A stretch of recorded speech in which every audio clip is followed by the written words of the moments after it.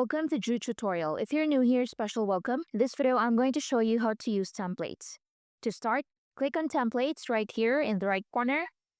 And as you click that, here you can see you have a lot of options to choose from. So for example, you have marketing, sales, operations, finance, customer support, human resources, learning and development, education, personal use, etc. You can also change the design style.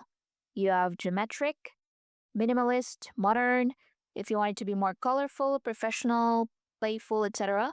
So let's say, for example, I'm going to choose marketing. And here you have the marketing templates. So let's scroll down to choose the one we like. For example, this one, podcast. And in here, if I were to click the first one, it is inserted right away.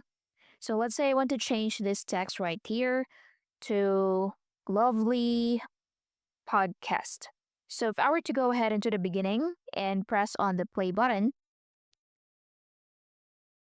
so you can see the animations are there as well. And if you want to quickly create a video, this is where you need to go. And that's basically it. Thank you for watching.